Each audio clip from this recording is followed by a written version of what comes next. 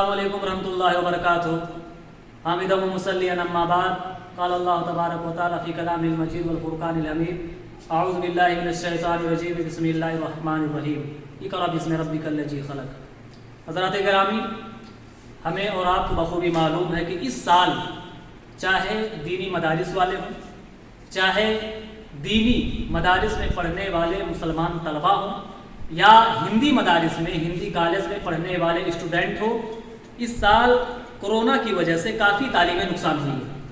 لیکن ہمیں یہ دیکھنا ہے کہ تعلیم کے معاملے میں ہماری قوم اس سمے پر کیا کر رہی ہے۔ ہماری قوم تعلیم کے معاملے میں بہت پیچھے جا چکی ہے، اور اتنی پیچھے جا چکی ہے کہ اگر ہم اس کو لانا چاہیں تو کافی وقت بھی لگ سکتا ہے، کافی سمے بھی دینا پڑے گا۔ آج ایک مسلمان ماں باپ خود اپنے بچے کو بچپنا سے جب وہ اٹھ کر کے چلنا شروع کرتا ہے تو ہمارے ہی فیملی کے لوگ جو ممبر ہوتے ہیں، جو گھر کے مکھیا ہوتے ہیں، جو مالک ہوتے ہیں، وہ اپنے بچے کو لے جا کر کے ایک مانٹیسری اسکول میں اس کا داخلہ کرا دیتے ہیں۔ یہاں جو قرآن نے کہا ہے اقرأ باسم ربک الذی خلق، پڑھ اس رب کے نام سے جس نے تجھ کو پیدا کیا، یہ اس بات کی صریح دلیل ہے کہ ہمارے اوپر جو سب سے پہلے تعلیم عائد ہوتی ہے، نافذ ہوتی ہے، وہ سب سے پہلے تعلیم کا نام ہے قرآن اور حدیث۔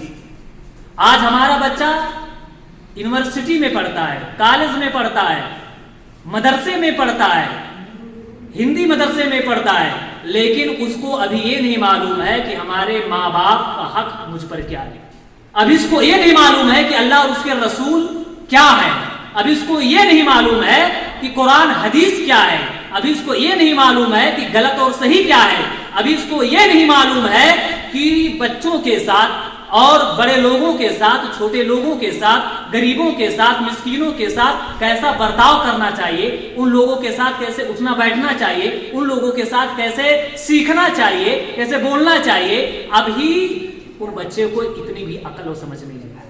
کل جب ہمارے ہی والدین، ہمارے ہی ماں باپ کا جب انتقال ہو جائے گا اور قبر پر جب دعا مانگنے کی نوبت آئے گی، میرے بھائیوں غور کرنے کا مقام ہے کہ اس سمے جب آپ نے اپنے بچے کو قرآن حدیث کی تعلیم نہیں دی ہے تو آپ کا بچہ کون سا ہاتھ اٹھا کر کے اللہ رب العالمین کے سامنے اپنے والدین کے اور اپنے ماں باپ کے حق میں کون سی دعا مانگے گا۔ یہ غلطی اس کی نہیں ہے، یہ جو کالج کے اندر اس کا نام لکھایا گیا ہے اس کی غلطی نہیں ہے، غلطی ہمارے والدین کی ہے۔ ہم یہ سوچتے ہیں کہ ہمارا بچہ کل انجینئر بنے گا، بہت پیسہ کمائے گا، ہمارا بچہ ڈاکٹر بنے گا، بہت پیسہ کمائے گا، ہمارا بچہ انجینئر بننے کے بعد کافی نام روشن کرے گا، اسے ہمارا نام پیدا ہوگا۔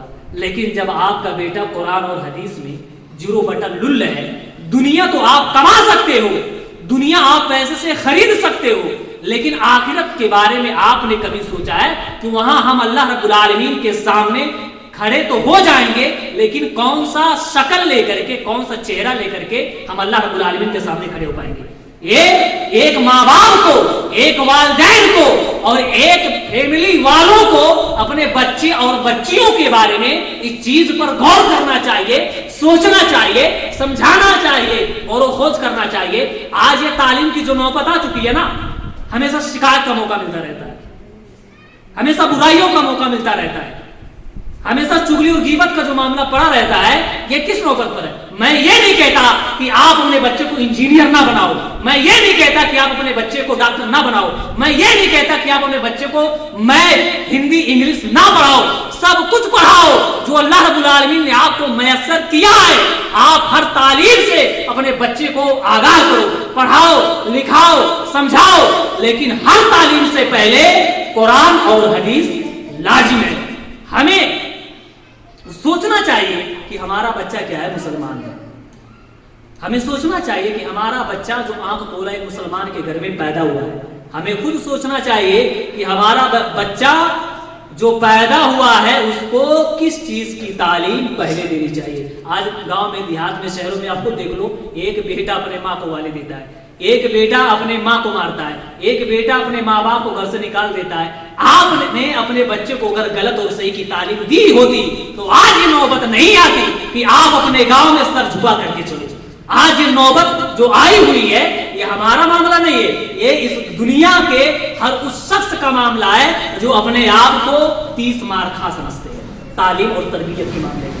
تو میں آپ سب سے انورودھ یہ ایک چیز کی کروں گا کہ آپ اپنے بچے کو پہلے قرآن حدیث کی تعلیم دلواؤ، صحیح اور غلط کا فرق بتاؤ، ماں باپ کے جو حقوق بچوں پر عائد ہوتے ہیں، بچوں کے جو حقوق ماں باپ پر عائد ہوتے ہیں، اور اللہ اس کے رسول کے حقوق کیا ہیں، قرآن اور حدیث کے آداب اور حقوق کیا ہیں، اپنے بچے کو تعلیم دلواؤ۔ اس کے بعد میتھ، ہندی، انگلش، انجینئر، ڈاکٹری، آپ سب کو جو چیز اچھی لگے قرآن حدیث کے بعد ان سب چیزوں کی تعلیم دلواؤ۔ آخر میں اللہ رب العالمین سے دعا کرتا ہوں کہ اللہ رب العالمین ہمیں اور آپ کو انہیں چند کلمات پر عمل پیرا ہونے کی توفیق عطا فرمائے۔ آمین۔ والسلام علیکم ورحمۃ اللہ وبرکاتہ۔